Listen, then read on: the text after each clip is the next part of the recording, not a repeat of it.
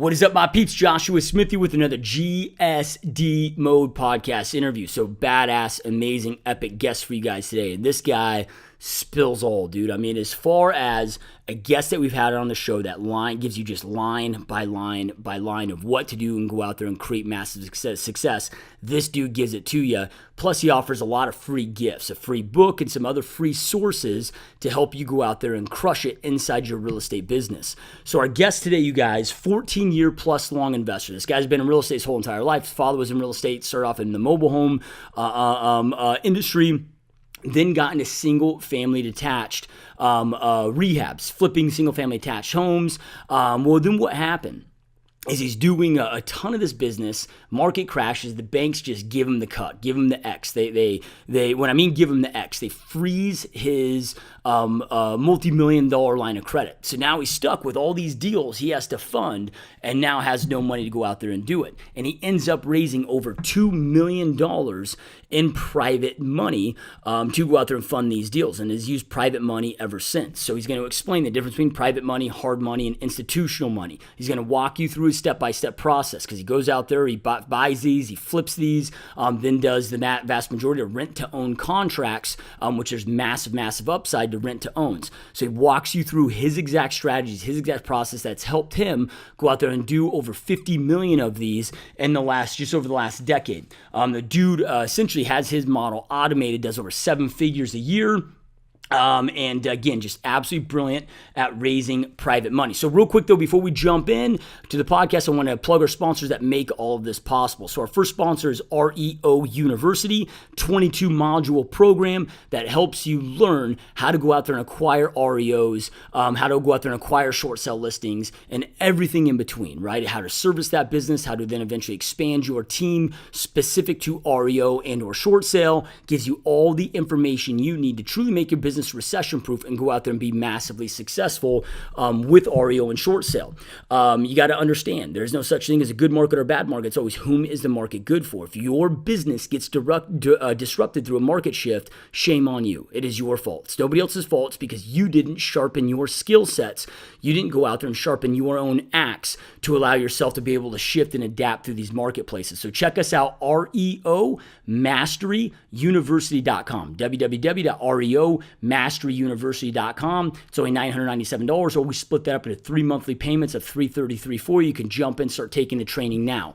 Our next sponsor is PerfectStormNow.com. If you want to use the website that I utilize inside my business, not just the website, but also the CRM, this is just a lead generation and a lead follow-up juggernaut. It's how I'm going out there and generating well over 2,000 leads every single month through Facebook. And you guys, I mean, talking about targeted, paid, effective leads, I'm at under or around $2 a lead. You know, right? A lot of times I'm under get to that $1 a lead mark. And these leads, full names, phone numbers, email addresses, not only do we provide you the software to do this, we provide the training and the know-how to go out there and create massive success, become your own Zillow, never be reliant on third parties, and go out there and kick ass with lead generation. And it's backed by an effective CRM. I have personally written all the follow-up protocols in there, so you get to go out there and do the exact same follow-up protocol me and my team are going out there and doing to create massive success. So www.perfectstormnow.com. If you use promo code MasteryPSN, MasteryPSN, stands for Perfect Storm Now, all caps, all one word, all together. You can save the $200 registration fee, and it makes it where it's only $199 per month for you.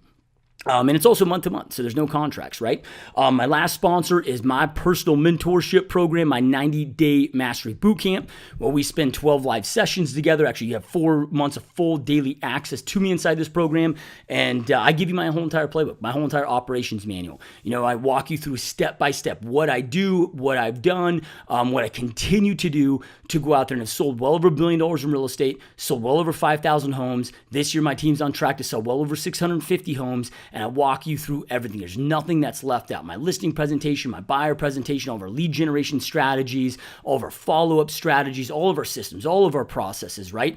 And much more in depth than just that, right? I walk you through how to develop a master schedule, walk you through certain things that I do to keep this bad boy up here, my mind sharp, how to go out there and effectively goal set. how to go out there and do advanced strategies for advanced leadership, how to lead your organization. Then we eventually get into how to hire, right? How to grow your team and or brokerage, how to track all of your numbers. And I give you everything inside my operations manual. It's all in editable format. There's nothing you are not given, from scripts to drips to follow-up campaigns, whether it be recruiting inside your business, whether it be lead generation, lead follow-up. Everything is given to you inside this program. So check us out, www.90daymastery.com.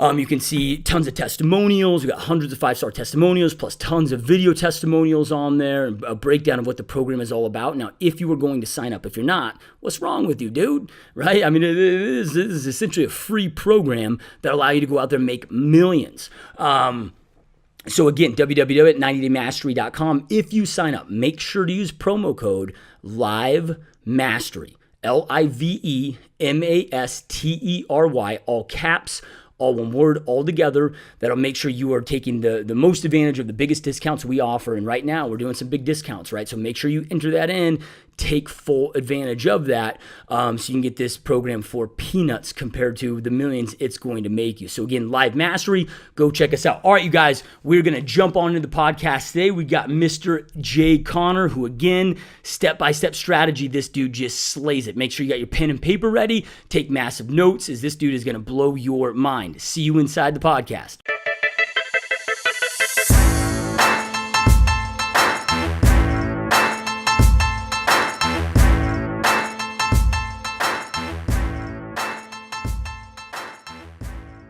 What is up, my peeps? Joshua Smith here with another GSD Mode podcast interview. Every single week, we interview top entrepreneurs and just straight up top badass that they're dominating their space. These are people choosing to not live a life of mediocrity, but instead to go out there and create big, amazing, epic lives for themselves, their families, as well as have a big impact on others. So we got a very special guest on the show today, you guys. Our guest today has been a real estate investor for over 14 years, has done over $52 million in personal real estate investments. Also has an automated 7-figure plus income, working less than 10 hours every single week. And his expertise, his brilliance is raising private money, right? And one thing that a lot of people don't realize and a lot of realtors don't realize is there's a big difference between private money and hard money. And he knows how to go out there and raise lots of private money very quickly. Even when the banks cut you off, right? How to get out there, be creative, and be very successful with this. So really stoked and honored to have Jay Conner on the show. Welcome to the show, my friend. Hello, Joshua, and thanks for having me on. I tell you what, I'm going to try to keep up with your energy, man. You've got it going on. Love it, love it, love it. Yeah, no, I appreciate that, man. No, I'm really excited to have you on because it's one of these things where, whether we're a real estate agent representing our investor clients or, a lot of real estate agents, want to also build their wealth through their own personal real estate investments, or if you're just somebody that wanting to go out there and create your own portfolio. Like the biggest limiting belief or the biggest fear of why people don't go out there and get started or they stay small is financing. Right? So I'm really excited to go into that. But before we get into all of that and get into picking your brain on all your brilliance, I'm always intrigued in our guest journeys that led them to where they're at in the first place. So if you rewind the clocks, whatever that looks like, however far back that goes, what led you into your entrepreneurship journey in the first place? Sure. Well, I was very blessed to be raised by my parents. That my father was very, very much an entrepreneur. Since he was in his early 20s, actually, when he was a teenager, he bought and sold his first single-wide mobile home when he was 19 years old. And my dad's 84 years old now. So he built quite a business that I was exposed to. So I was exposed and I was blessed to be around successful people. So there's the first tip. We sort of end up defining ourselves by the kind of people that we hang around.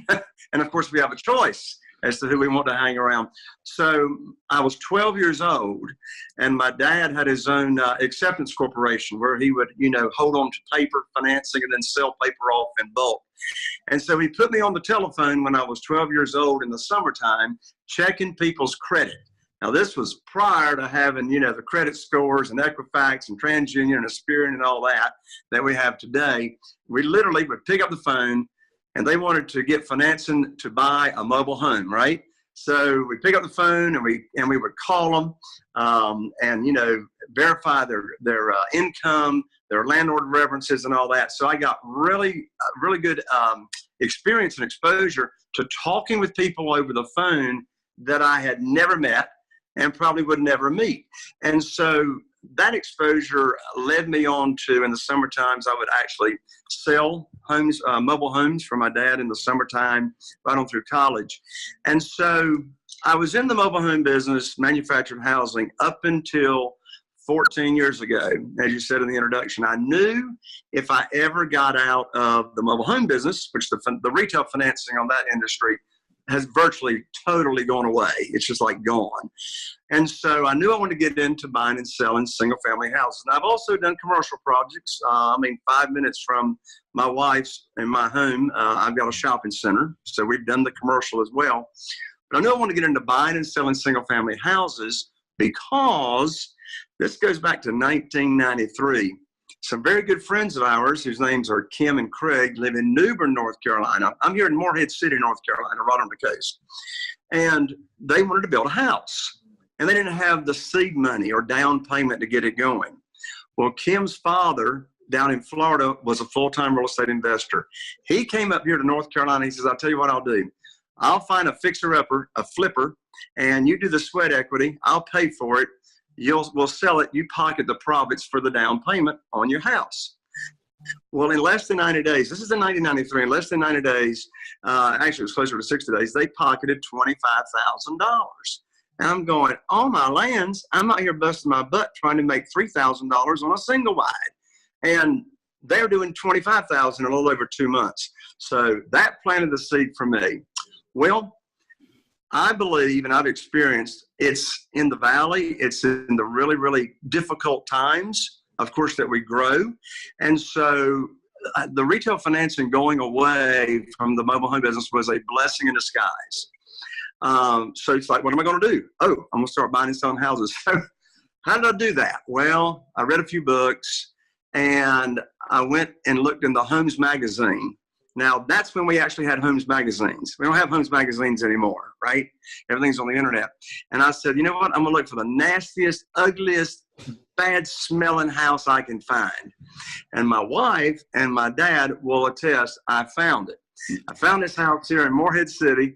It had been on the market for 9 months. It was a bank-owned property. It's been shown over 65 times. And so I bought that house for $50,000. I put $50,000 in it. I had $100 in it, and in less than 60 days, I had cashed out on it and profited $40,000. And I won't take the time to describe how I sold that house so quickly, but that was my first, taste of it. So my first year, I just wanted to do one house at a time, back to back, to make sure I could do it. So I did 3 houses my first year, profited about $175,000 on those 3 houses. And so then I said, okay, I'm going to ramp this thing up. Well, when I started out, Joshua, I was getting all my funding from the local banks, right? In fact, 14 years ago, if you could fog a mirror, you could get financing, right? And so I had unsecured lines of credit. I was getting some, houses secured, with a mortgage, deed of trust. So fast forward, business was fantastic.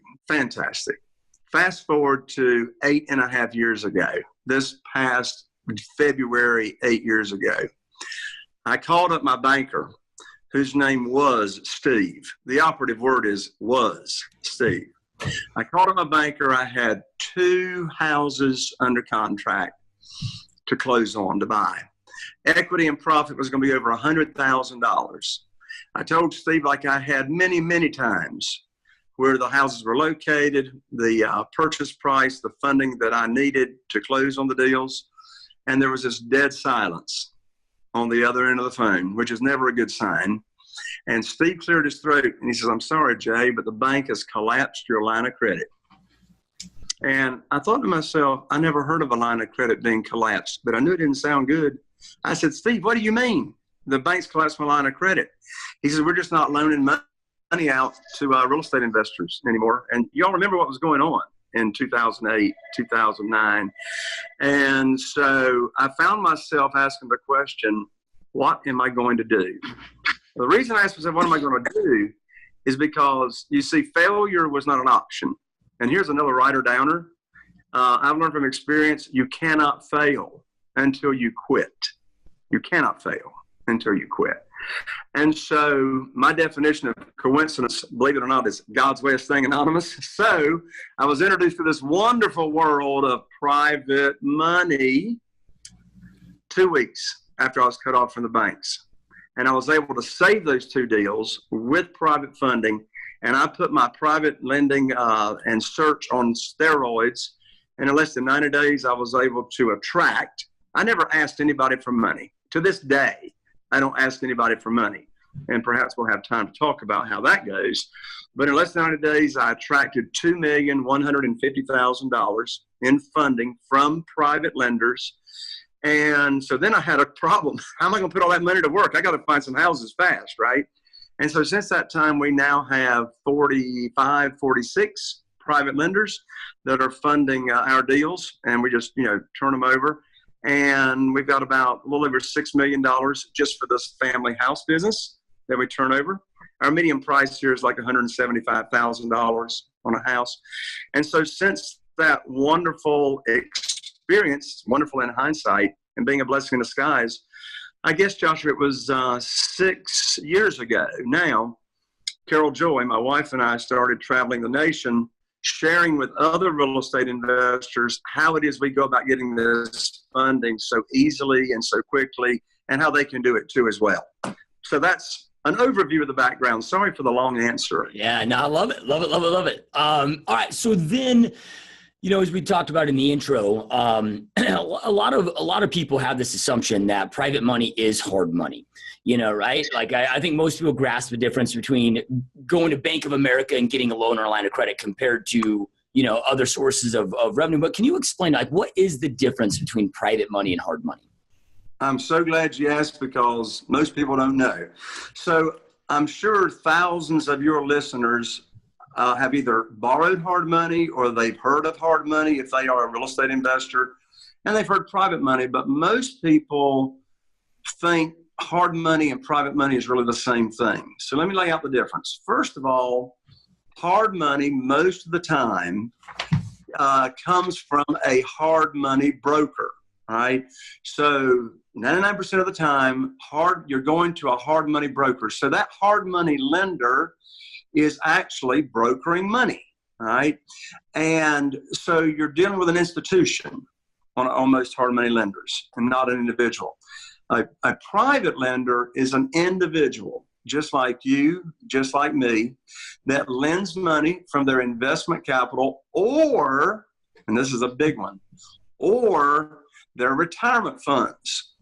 I never heard of and didn't even know what self-directed IRAs were until 8.5 years ago when I learned about private money. And so, and if time permits, we'll take a few minutes while we're together and talk about self-directed IRAs, because if I did not know about self-directed IRAs and share with my new potential private lenders what a self-directed IRA is, over half of our funding from private lenders we wouldn't have, because over half of our lenders lend their and invest their money in our business from their retirement funds that have been transferred over to a self-directed IRA company. So back to the difference between hard money and private money. All right, here we go. If y'all are taking notes, now's a good time to write these notes down, because you want to remember this. The number one thing, difference between hard money and the private lender, is the interest rate. Okay. So the average interest rate, I was speaking at an event actually out in Phoenix. I was in Phoenix this past weekend for 3 days, speaking at a real estate investing conference. And so anyway, I asked my entire audience, I said, how many of y'all have borrowed hard money? And there were probably about 100 people in the room, like, a third of the hands, went up. I said, okay, y'all are going to answer these questions for us. I said, what interest rate have you paid to a hard money lender? I heard everything from 12% to 25%. All right. And so the national average actually is 14% right now. 14% is the national average on hard money. Private money, national average right now is 8%, 8% versus 14%.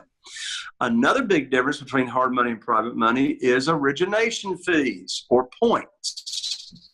And of course, you've got a very well-educated listening audience, Joshua, but just in case we got one or two out there, I want to say this.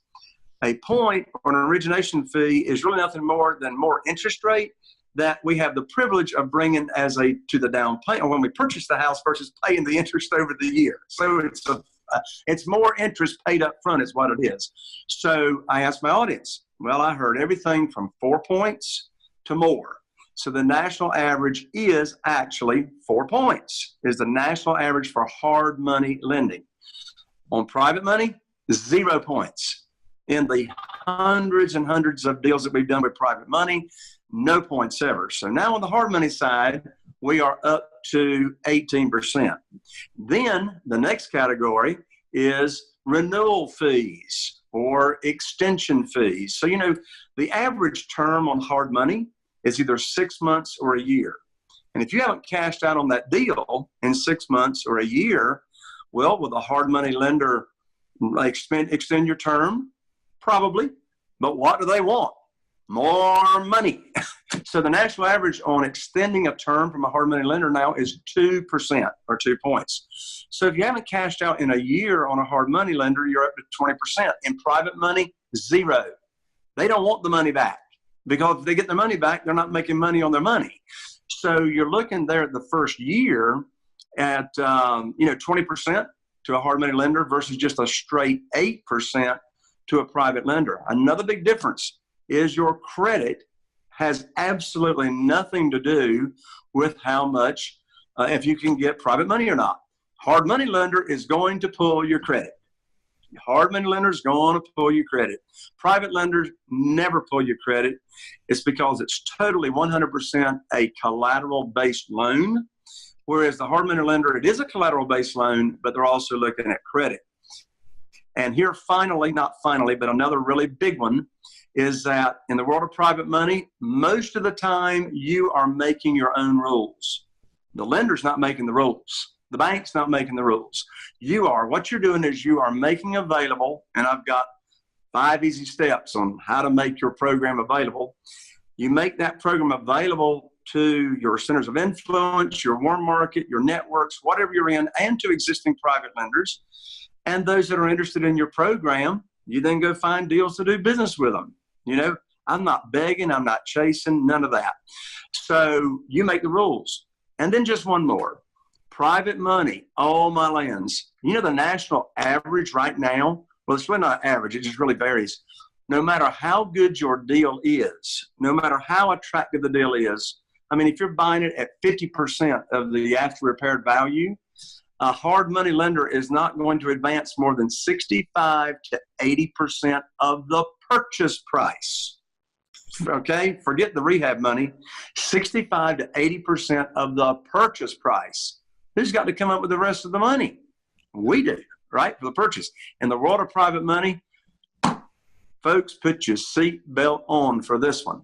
In the world of private money, 100% of your purchase price, and in most cases up to an additional 25% above the purchase price for the rehab. You say, why in the world would they do that? Well, because we're keeping the ratios to a maximum of loan to value of 75% of the after repaired value. So the private lender is going to have a nice equity cushion. So those are the big differences between hard money and private money. And my favorite reason for private money is it puts me in so much more control of my business. And I get 100% funding for the rehab and the purchase. And by the way, I want to be clear on this too. You don't have to be rehab, use private money. You use private money when the seller is requiring all cash. And, I've reviewed thousands of property lead sheets from sellers wanting to sell their houses. And what I've discovered of my own statistics, only 13% of all FSBOs for sale by owners will even consider selling their house with some kind of creative method, subject to the existing note, owner finance, options, etc. That means 87%, even if for sale by owners, require all the money. when you buy. So if you don't have the private money lined up and you're negotiating, of course, you got to have the funding lined up if you're investing and getting the houses out of the MLS, like bank-owned properties and short sales. But if you don't have the private money lined up or some kind of funding lined up, then we will miss out on 87% of even the for sale by owners. Anyway, there's the differences between hard money and private money. Yep. No, I love it. Love it. So then, then the key, right? Because if you're able to then fund the whole deal plus the rehab cost, it comes down to of course, buying that property, right?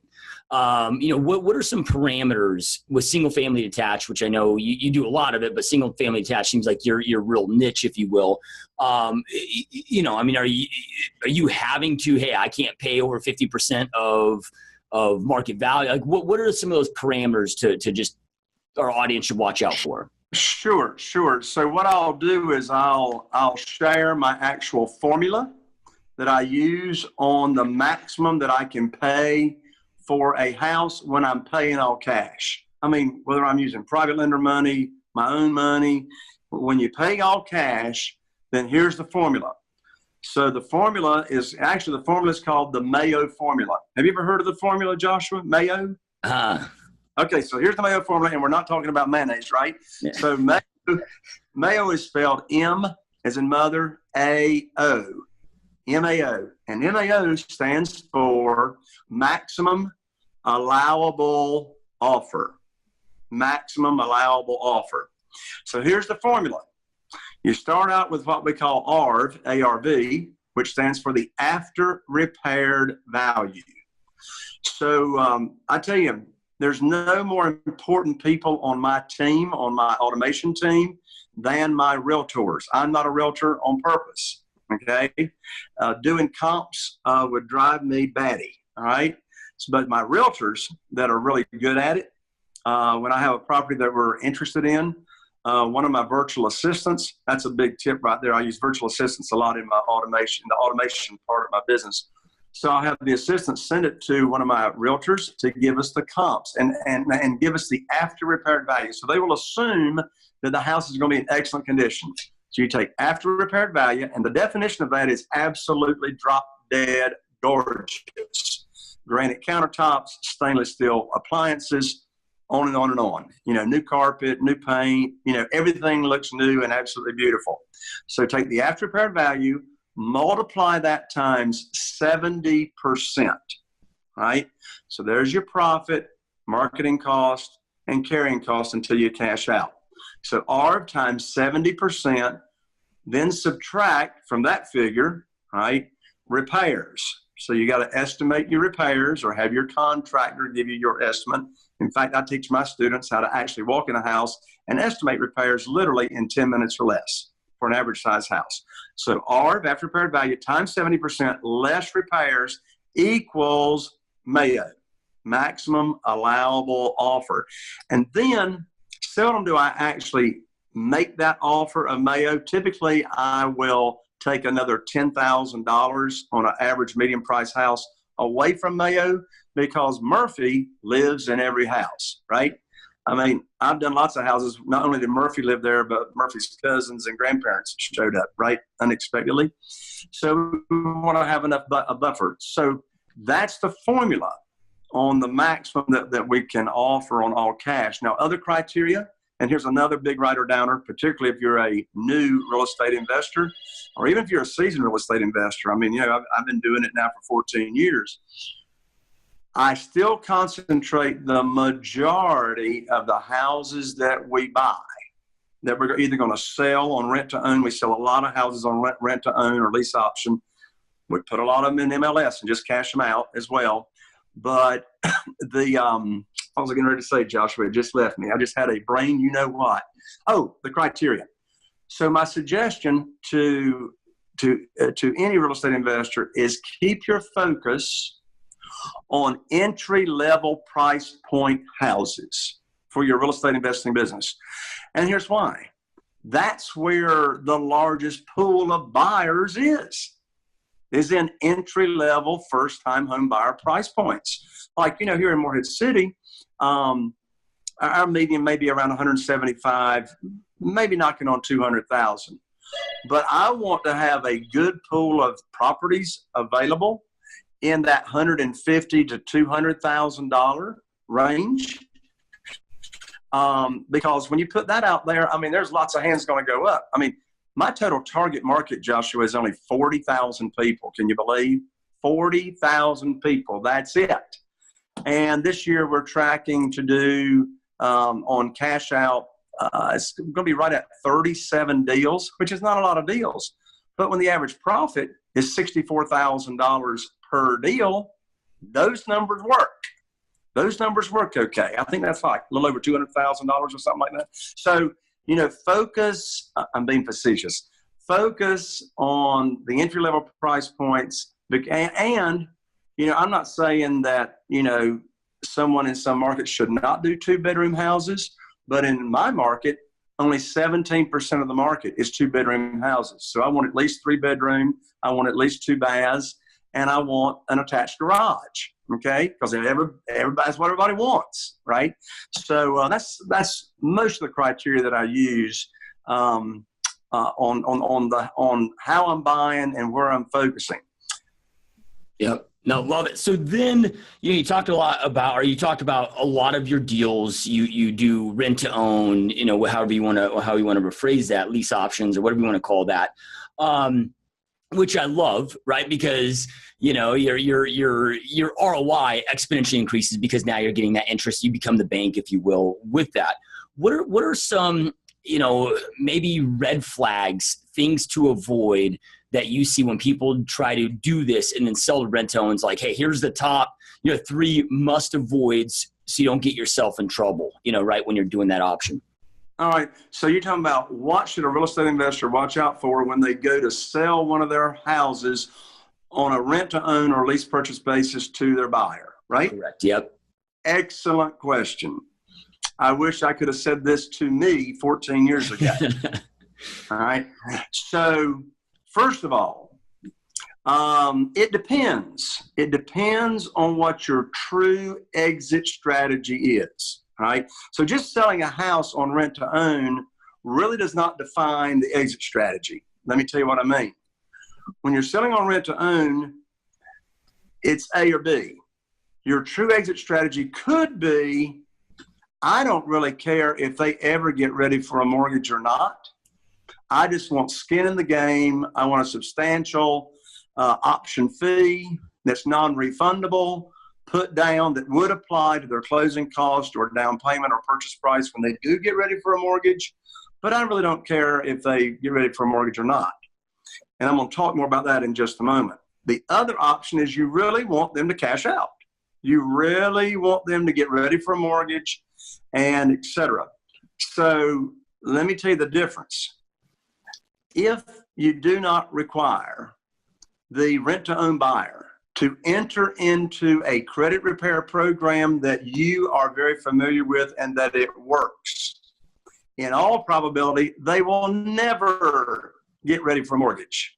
Okay, I mean, for years, what I'm saying is that there's a lot of people that really something bad happens out of their control, but just in most cases, people that don't have the credit score or at least close to a mortgage-ready credit score, and most likely, in most cases, they're not going to get ready on their own, right? So let's come back to my exit strategy. My exit strategy, when I sell on rent to own, I want to help them. I want to help them move towards cash out, right? So here is the criteria. Number one, they must put down a substantial non-refundable lease option deposit or option fee. You say, well, Jay, what's the definition of substantial? It depends on how close they are to being ready for a mortgage, right? So you're going to need to have to get their credit scores pulled, okay, which either you can have them do it through one of the services, or you can have a relationship with a loan originator right there near where you live, get a relationship there to where they can pull the scores for your potential buyer. So we got to see how far they are away. And I tell you what, I'm just going to right now, I don't know why I'm doing this, but I'm going to plug your listeners into my credit repair service that I use, and it is like one of the best. If you want me to share that, Joshua, I will. Yeah, but 100%. There's a lot of credit repair services out there that just don't get the job done. They will only dispute one line item per month. I mean, crazy stuff like that. They want their clients to keep paying that monthly fee. So I've been using Paul and Joanne Ritter, R-I-T-T-E-R, in Pittsburgh, Pennsylvania, for the past 7 years, and they are the real deal. They are the real deal. So I created a URL that's easy for me to remember, but I don't make 1 cent off of this. I'm not an affiliate, nothing. I just refer them all my tenant buyers because they do a fantastic job. So the website is www.jays, my name, Jays, jayscreditrepair.com, but it's not my repair service. It doesn't come to me. You'll need a password, all in lowercase. It's my name, Jay is the password, and that will take you directly to Paul and Joanne's business that does the credit repair. I recommend the VIP service. That way you don't have to do a babysitting service. They actually do it all online, for your client or for yourself. So anyway, that's one distinction. And I'm back to the down payment now. How much down payment? Well, right now we can cash out our buyers easily when they have a 600 mid score. If they've got a 600 mid score, easy to do with FHA financing or USDA financing. I do a lot of FHA and USDA financing. USDA financing is 102% of the loan amount. And of course, FHA, as everybody knows, is 3.5% down. So we want to get them to that point. So for example, let's say I have a potential buyer that's interested in one of our homes. We'll do a free pre-qualification over the phone. We'll see on the credit scores that they're at, like, their mid score might be like at a 580 or a 585. They don't have far to go. Well, I might accept on a, $150,000 house, I might accept $5,000 on them for a non-refundable fee. But if somebody's going to be down there like in a 525 mid score, then, I'm looking for 20,000 or 25,000, because I know it may take as much as a year and a half to 2 years to get them there. Another really, really important piece on allowing someone to buy on rent to own, and that is you must know, well, you don't have to do anything, but if you want to be successful, you must get their verification of income. And a year-to-date check stub, or if they're self-employed, the last 2 years of their tax returns, and they don't have to give it to you. They don't have to give it to you. They can send it straight to Paul Ritter and Joanne Ritter and their team. They will actually run the debt ratios and the housing ratios to make sure these people can, one, afford to pay you the rent, okay? And when you get them ready for a mortgage, that they can afford the mortgage payment. So that's big right there. Get the verification of income, get the credit scores, and see really how far they've got to go. And again, Paul Ritter's the team will take care of all that for you. And then another thing, I price my rent-to-own homes typically approximately around 10% above what today. Here's 2 reasons. Number one, the rent-to-own buyers are not buying or negotiating on price. They're negotiating on terms. In fact, the price is not negotiable. The price is set 10% above whatever it pays for today. Secondly, the monthly payment is set. Monthly payment is not negotiable, all right? The only thing negotiable is the down payment. How much down payment will we accept? And so then you make sure that they can afford it. You see where the credit scores are, and you're setting them up to be a successful rent-to-own or tenant buyer from you. We have about 80% of our rent-to-own buyers cash out that actually get to the finish line, which is extremely high. And that's because of us requiring the credit repair, and we do all the checking out. You say, well, Jay, why don't the other 20% cash out? Something happened.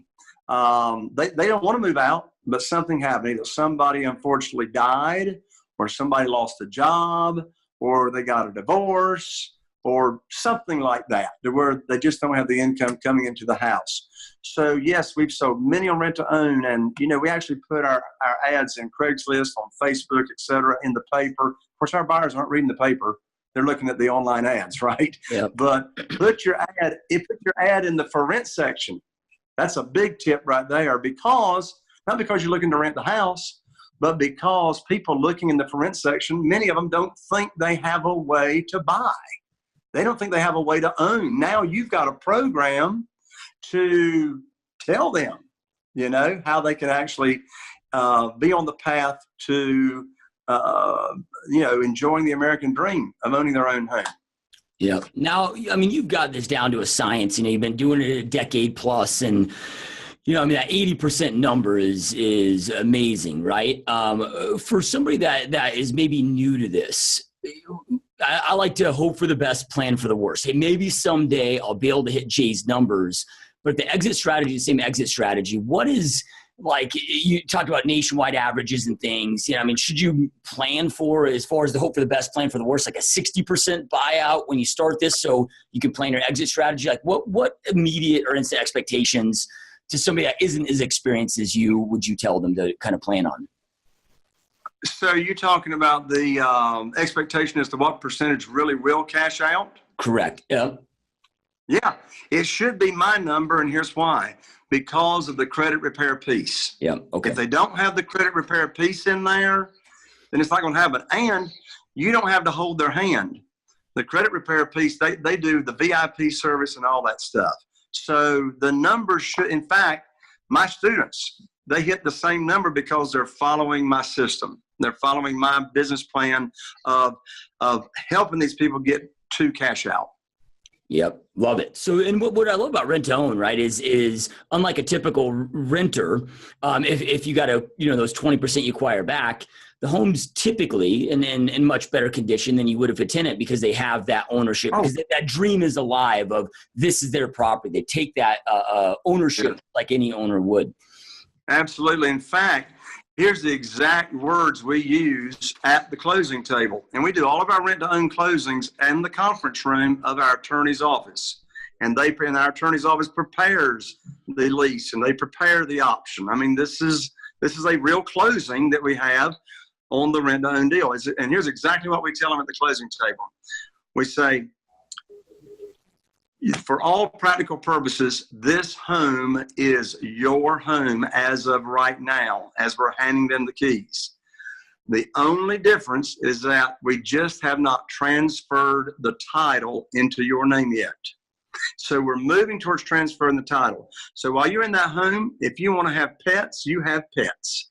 And if you want to paint the walls, whatever it is. The only thing we don't allow is any kind of structural change. I'm not going to allow them opening up doors and moving walls around and that kind of stuff, which most people don't want to do anyway.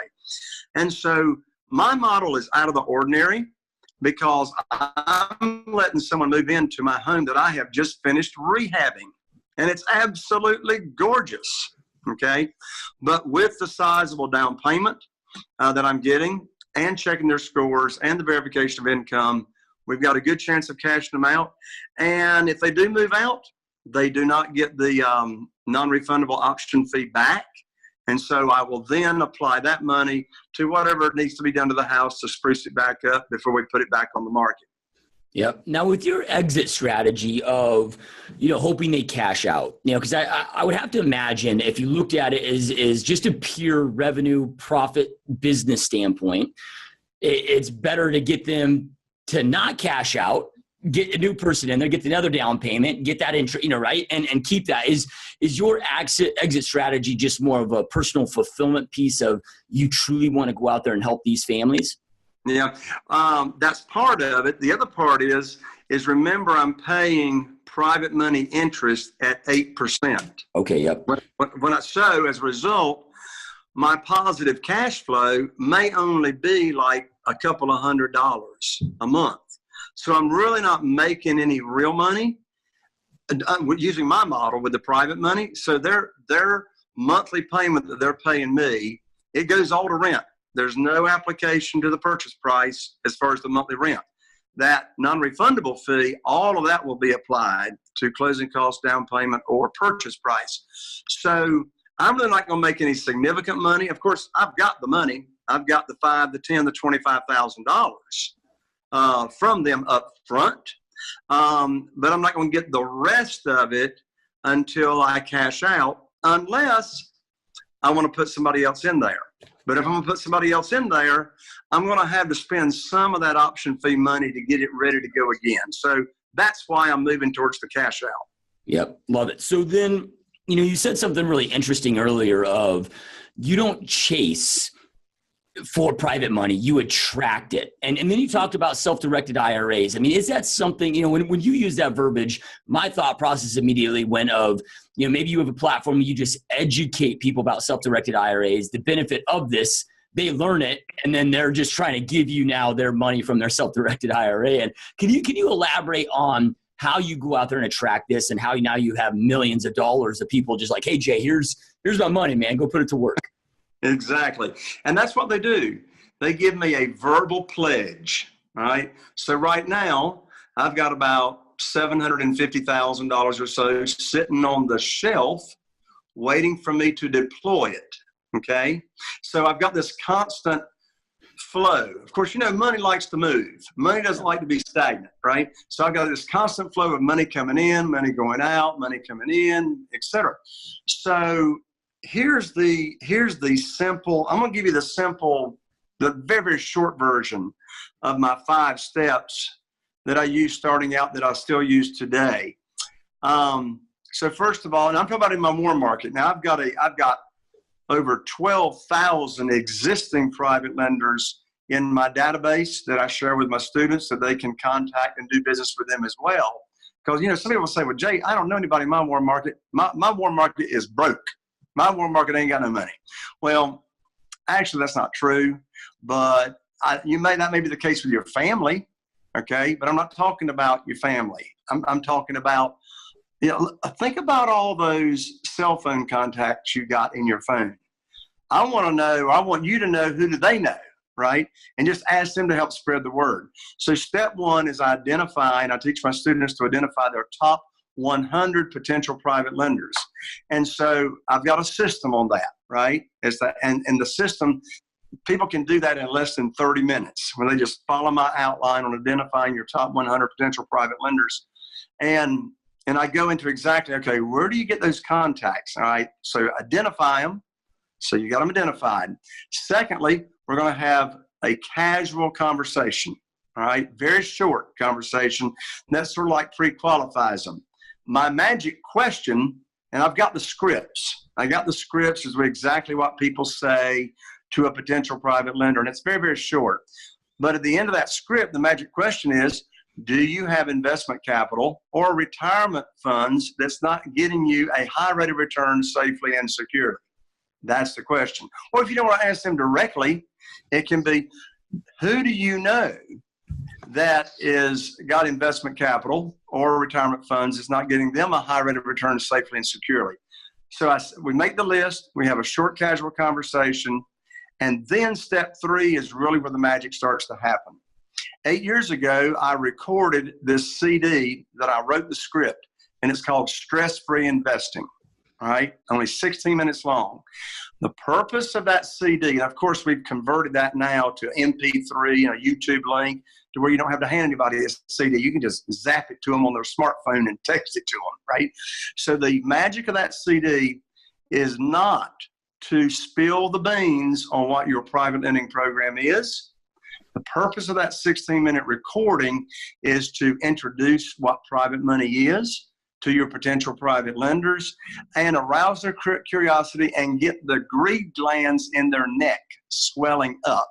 So they can't wait to hear, well, how much interest are you going to pay? And, well, how is my investment protected? And how can I get my money back in case of an emergency? And what geographical area are you investing? See, all those questions are raised on the recording, and the definition of private money is given. But the step 3 is all about leading them to the one-on-one or onto the group meeting, or to the private lender luncheon, or to the webinar that you're going to have. And I teach how to do all that kind of stuff. And so then we have the presentation is through the private lending program. And that's where we go over, well, what interest rate are we paying? 8%. Well, how can you get your money back in case of an emergency? All of my promissory notes give a 90-day call option. So if the private lender needs their money back, they just give us a 90-day notice. That's plenty of time to transfer the money over to get the money from another private lender. So we have on this one-on-one conversation, either in a group or one person, or invite people to the webinar, online class.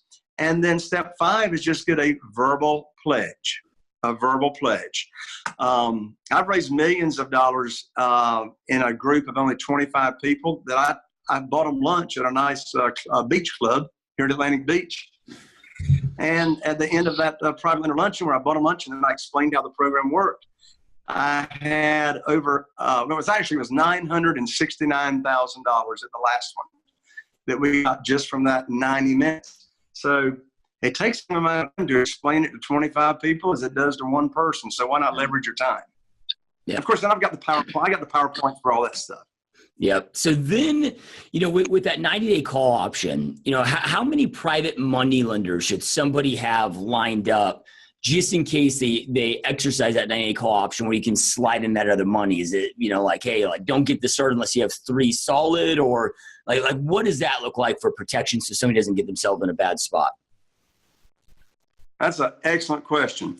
So let me answer it 2 or 3 different ways. First of all, you don't have to have any other private lenders lined up. You say, oh, my land's Jay. Well, what happens if they call the note due? All right. So let me answer it with first real numbers. Out of hundreds and hundreds of private money deals that I've done personally, and my students as well, in my world, only two private lenders have called a note due early. Both of them were actually small notes, $30,000. It was just rehab money, and both of them were medical emergencies. But you say, well, Jay, what if I don't have somebody lined up? Well, here's what you can do. If you don't have another private lender lined up, and by the way, when you have one lined up, you'll have others lined up very quickly. But if you don't, that's why we don't borrow more than 75% of the after repaired value. So if you get in a corner and you've got to liquidate that property and take care of your private lender, you can slash the price down, down to 25% of the equity, and go ahead and liquidate the thing out. And then your private lender's made whole. Of course, I don't want to do that because I just threw my profit away, right? Yeah. But that could be. So in answer, it's very, very unlikely one's going to be called due anyway. If it is called due, you either have another private lender lined up or you slash the price to make the private lender whole. But that's why I do 90 days. Once people learn the ins and outs of private money and the networking strategies, it's very easy to get the private money actually pledged to you from the time you start in less than 30 days. Easy. Yeah, love it. So, I'm a big believer in not trying to recreate the wheel. Like any venture I get into, I find somebody that's done it, that's created massive success that I can use as a mentor, get all their, brilliant expertise that they've spent millions of dollars testing and perfecting. And it's the fastest track to success. You've alluded to your students and I know that you have a training program out there. Talk to us about what that program is, what it's all about, and those that have some interest in learning more, maybe joining your program, how they can go about doing that. Sure. Well, I have home study systems. I've got a home study system called Where to Get the Money Now. I also have a very, very special system on how to locate foreclosures before other real estate investors even know they exist. That's called my foreclosure system. I also have a selling system, how I can sell any home I have on the 72-hour home selling system, and that's my rent-to-own tours that I do. I'll have as many as 30, 40, 50 people in a house at a time. Talk about creating frenzy, a frenzy. Of course, you got to have a buyer's list. So I teach in that system how to build your buyer's list, that you can have this awesome open house that only lasts for 1 hour on a Saturday. got that home study system. And then, of course, the other is how to automate. I mean, a big part of our business, Joshua, is using virtual assistants and how to find virtual assistants, the tasks that they can do. They only charge me by the minute. I'm not paying them by the hour. So it's a very, very efficient way to, get things done. So if I may, I'm going to give out two links or two websites. If people just want to learn about I'll just give out this one because I got two free gifts that I'm going to give your audience, Joshua, just for showing up. I've got my book, which is called The New Masters of Real Estate, Getting Deals Done in the New Economy. And the other gift I have is I've got a 60-minute audio recording called How I Raised $2,150,000 in less than 90 days when cut off from the banks. And your listeners can download both of these items, or we'll actually ship it to them. We'll ship them a CD, we'll ship them the hardcover book, and I'll autograph it.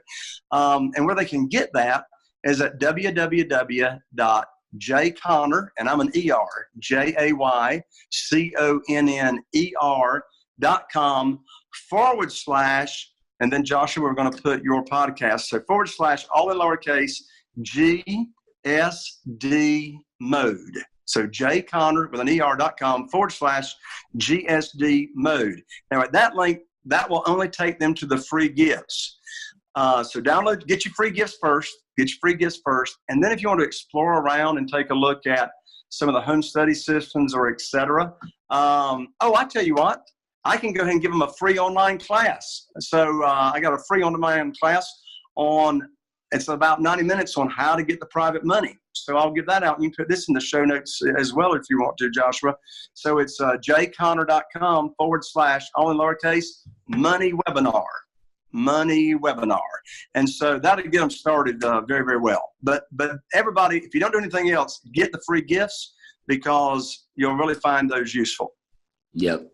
Absolutely love it. No, it's truly appreciate you doing that, man. It means a lot. So, you've created so much success in this, this 14-year journey, but I'm sure that there's been also, right, success happens through a lot of times we learn what to do by learning what not to do. And success isn't this straight line. It's, it's ups and downs and all of that. It's exactly.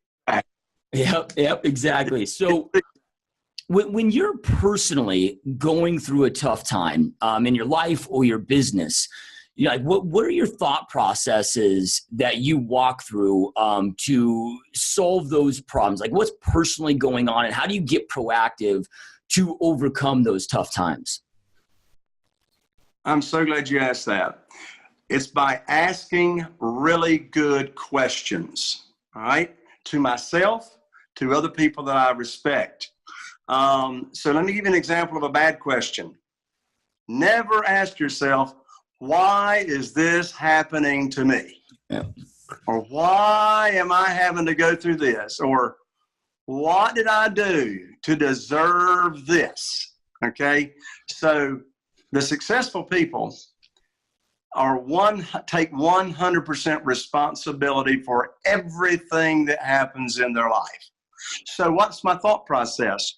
So when I have a hiccup come along, let's say, back when I was cut off from the banks, my question, one of the questions I'd ask is, how can I easily attract more funding for my deals quickly?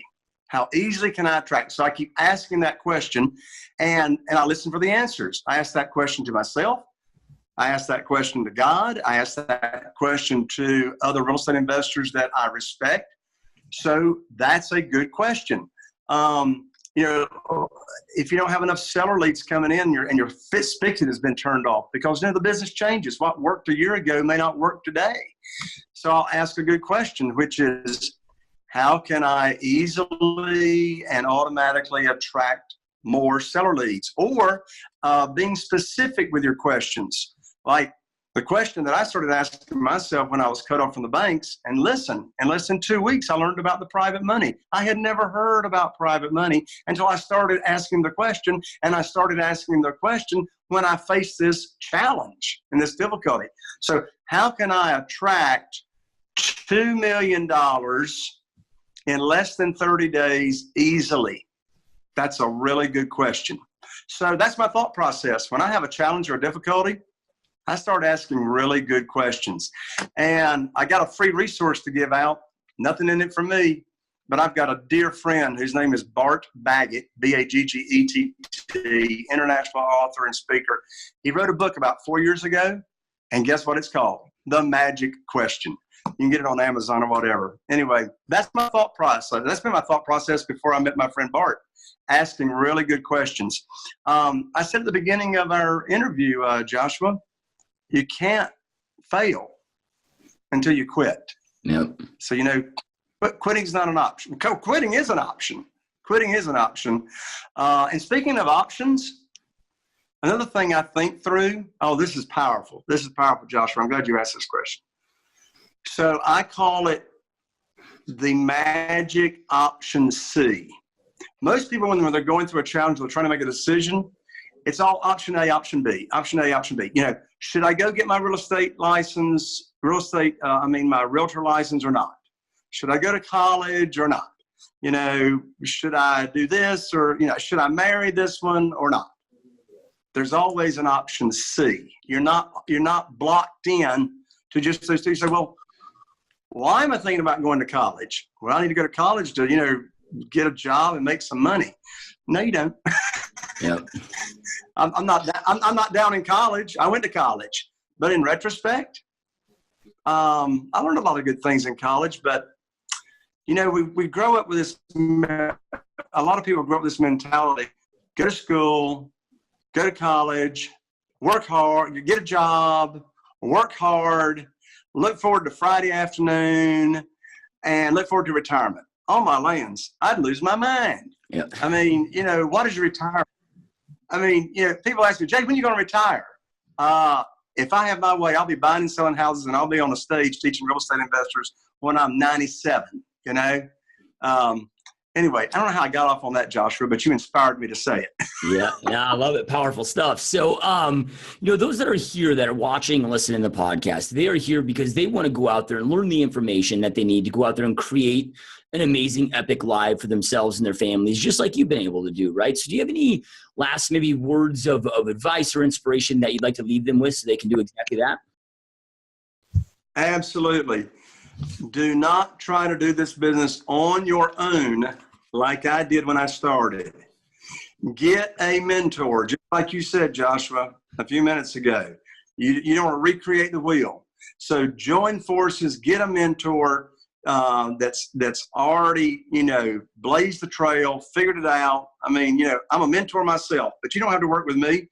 Work with somebody that has through the trenches, as you said, tested the millions of dollars, and don't go it alone. I got one more piece of advice that, of course, will be applicable for anybody. Don't make the biggest mistake that I made in real estate investing. And that is when you invest in a property, even though your exit strategy may be to flip it and profit, do not buy and invest in a property unless the rental cash flow it without you flipping it. I have got 3 condominiums to this day over on the beach that got hit in the downturn, and they recuperated, back to their value. So you may be wanting to flip a property, but analyze your numbers and make sure the rent, if you have to hold that baby and you weren't planning on holding that baby, but if you end up holding it, make sure the rent will cash flow it for you so you're not digging into your pocket. Yep. Love it. It's the whole, again, hope for the best, plan for the worst. And even the worst case scenario, you're covered. Absolutely. Yep. Love it. Powerful stuff. So those that are watching and listening, I know I end every podcast with this, but information without implementation is truly just the start of delusion. Information is no longer power. It's taking that information, taking action on it, that again creates that power inside our lives. So we can create the life that we know we want and deserve. And Jay shared so many amazing pieces of advice with you. I mean, he broke everything down step by step, shared so many amazing nuggets with you. Take something that you learned, take massive action on it. I don't care where you're at, iTunes, Stitcher, YouTube, the website, wherever you're watching this, right below will be the links that Jay gave where you can get those free gifts, get his book, check out those free webinars. So make sure to take action on that. Thank you guys so much for watching and listening as always. And Jay, this has been such a massive honor, such a great time. I truly appreciate you taking time out of your busy day to be here. Thank you so much, Joshua, for inviting me on. And I tell you what, I wish all my interviewers had the questions and the energy that you do. So thank you so much. It's been a pleasure. And hey, man, let's do it again sometime. Yeah, I would love to. Yeah, thank you so much for the kind words. Truly means a lot. All right, you guys, thank you again so much, and we will see you next time.